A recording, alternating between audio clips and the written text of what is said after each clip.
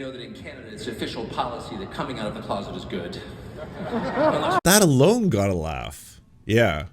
As in the joke is it's not or something, or that being gay is bad, and so like, well, I know you Canadians, you know, you're so woke over there that apparently like it's a good thing. It's an okay thing to be gay, like it's okay to exist. It's official policy that coming out of the closet is good. That alone got a laugh. Yeah.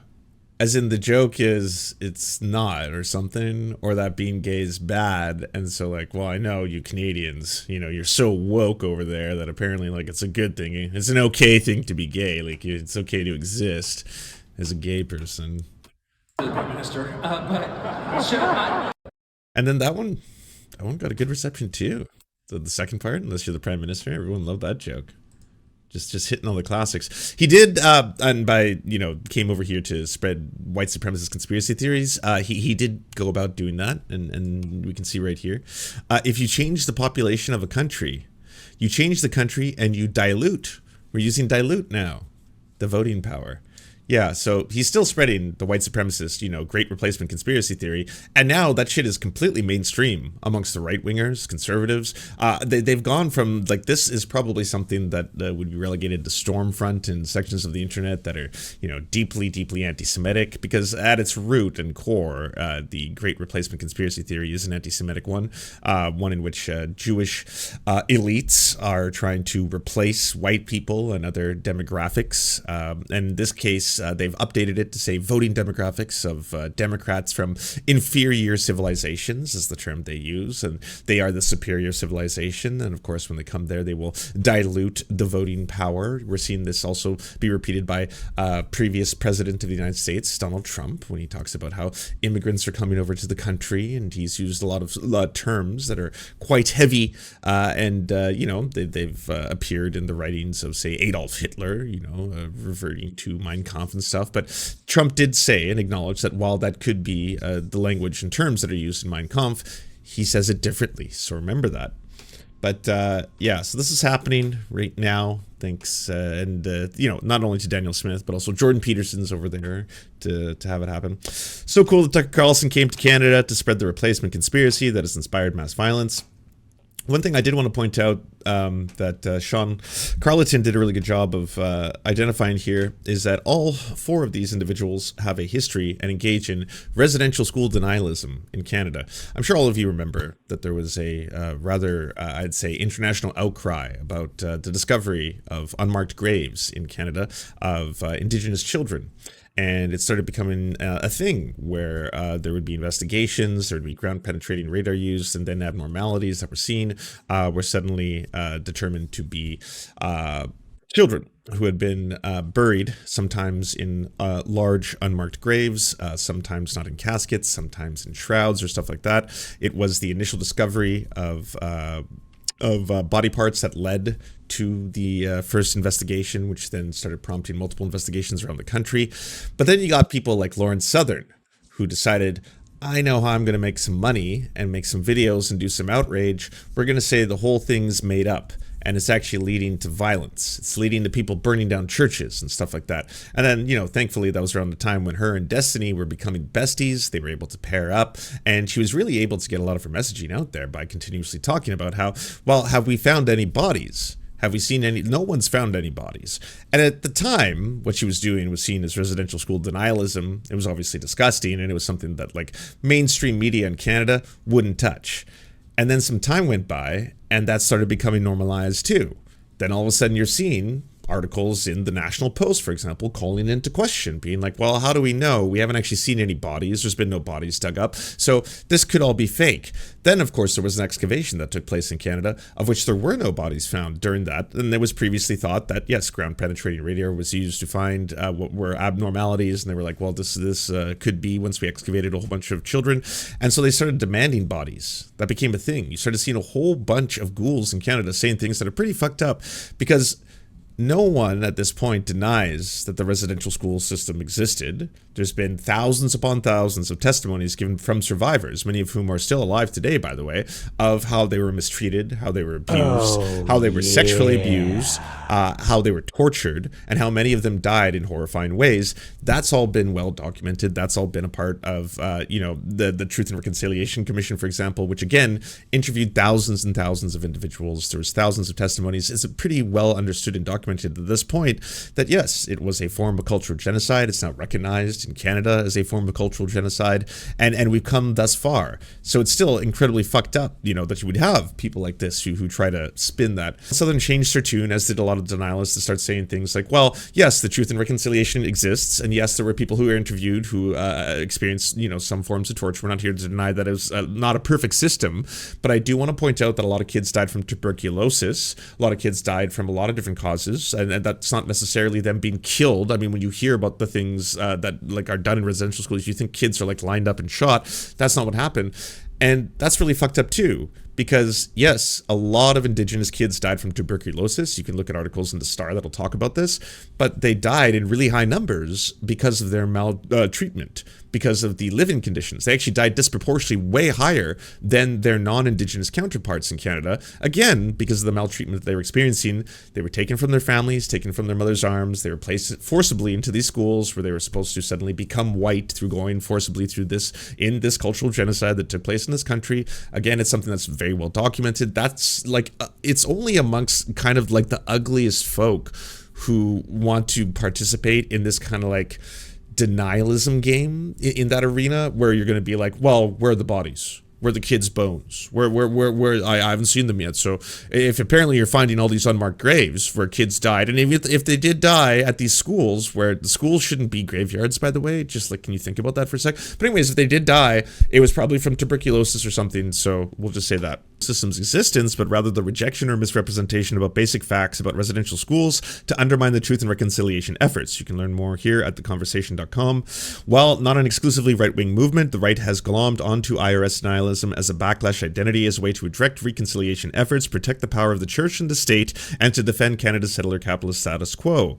In terms of these four people and denialism specifically, let's start with Daniel Smith, current premier of the province of Alberta in Canada. Smith has always courted extreme right, which is meant to be associating with residential school denialism before, not just today. She recently attended a conservative conference with a residential school denialist panel. Here's the panel itself, and that article is on pressprogress.ca. Even though she said she did not attend the panel, her for-profit social page comments reveal that she's closely aligned with their ideas. Here's promoting the mass grave hoax conspiracy theory that you'll also see in multiple videos by Lauren Southern, who loves making stuff on this content. Pope apologizes for mass graves. My word, how could he? Strategy here by Peterson, Carlson, and other right-wing pundits is to manufacture outrage about church burnings as attacks on Christianity and the West to deflect attention away from Canadians reckoning with the reality that the Indian residential school system was genocide. So here's Jordan B. Peterson saying, update, 83 Christian churches in Canada have been vandalized or burnt down or desecrated since the announcement of an apparent discovery of graves found near a residential school in Kamloops, BC. Jordan B. Peterson says, oh look, something else that could never happen. So he's saying the quiet part very out loud, okay? That would be what they have been waiting for, and content warning, but the exhuming and discovery of child skeletons. And that originally was being reported by APTN, and now it's making national news in Canada. So I wanted to take a quick step to talk about that. Child's remains found at a site, a former residential school northeast of Edmonton. The remains of a child have been located near the surface of a burial site at the former Blue Quills residential school site northeast of Edmonton.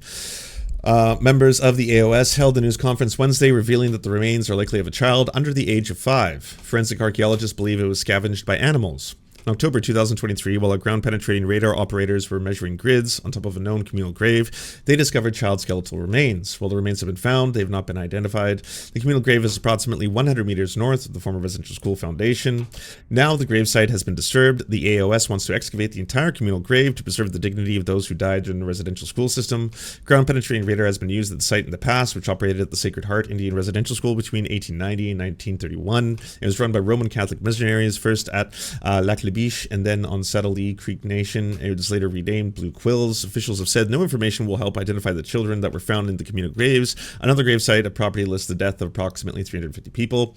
We really want to ensure that our family members can get respectful burials that they deserve. We are thinking of the best interests of the children. Human remains were first excavated in 2004 by Jason Whiskey Jack, who has been digging a new grave adjacent to the community cemetery. What we discovered was a mass grave over the years that we've been hitting others off and on.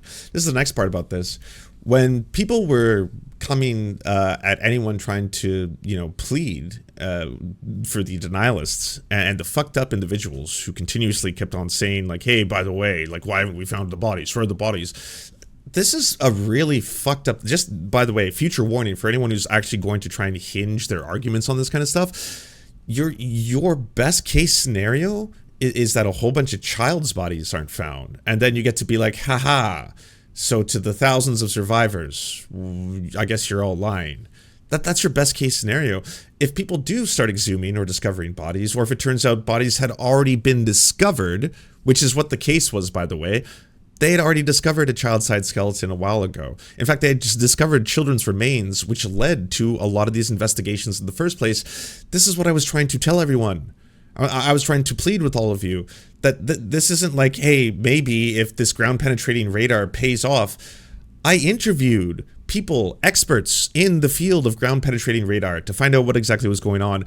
And they were aghast at the prospect of people actually trying to suggest that you weren't going to find like children at the end of the day. They're like, yeah, there's going to, like, the number could be inaccurate. You could have false reads in the sense that, like, we might not know if all these anomalies happen to turn out to be children. Yeah, absolutely. Was it 215 bodies? Was it 218? Was it 150? That part for sure you won't know until you exhume bodies. But to assume to not add any of the evidence and testimony of survivors, of the records that are being held by the schools, of the historical connotations, and then to combine that data with the technology to use ground penetrating radar and assume that there's not going to be any children found at all. No, absolutely not. That would be a dramatic error to go forward with that.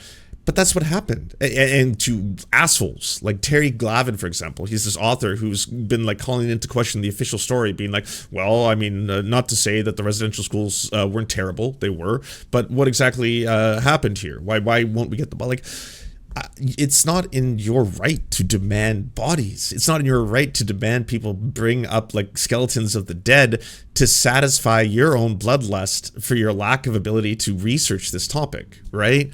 That's fucked up. That all of a sudden you can try and twist, that's how fucked up it is to try and say, well, then why don't you dig up the bodies and find them for us? Okay, well, bodies have been found. Child-sized skeletons have been found in the areas where they thought they were going to find them after pursuing this with ground-penetrating radar, in areas where records do align with the fact that, yes, children died, and in this case, they died from poor living conditions. Some of them died from tuberculosis. Some of them died from unpasteurized milk.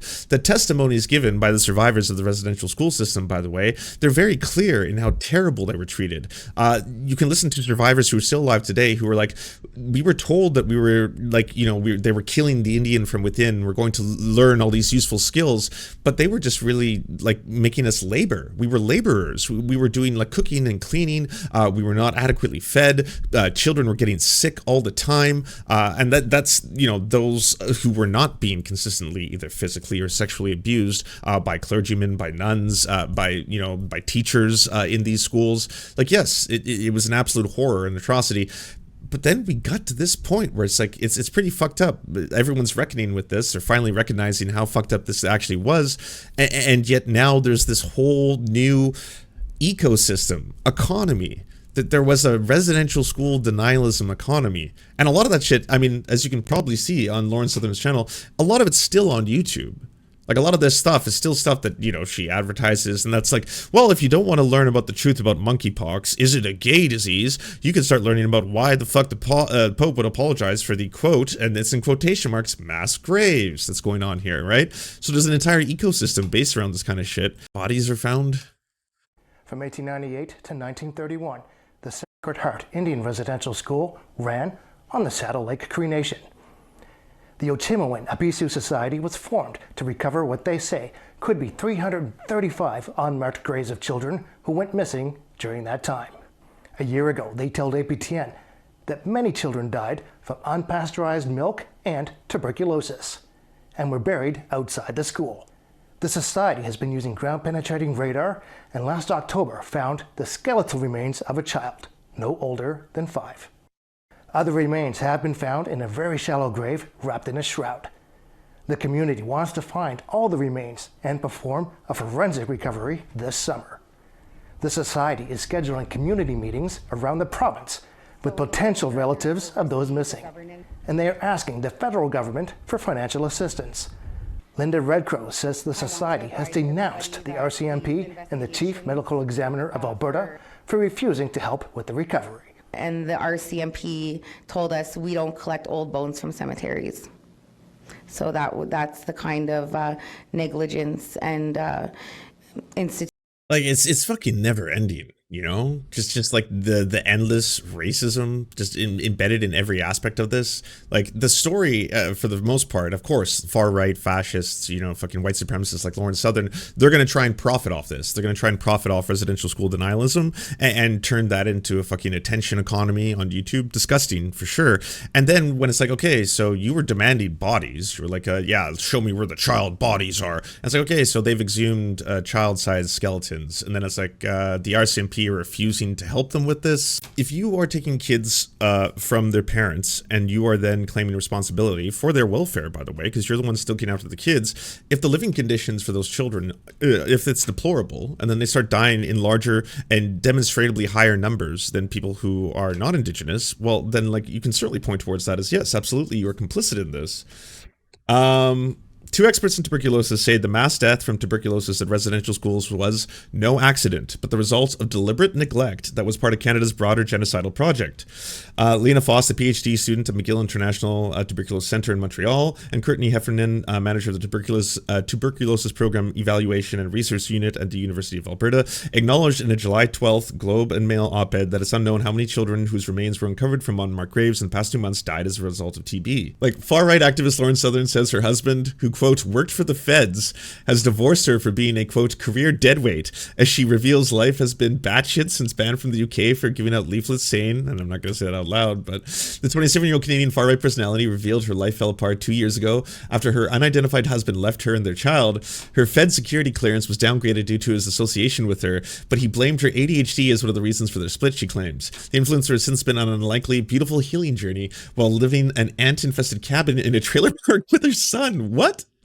Canadian far-right activist Lauren Southern has revealed her husband, who worked for the feds, has divorced her for being a career deadweight.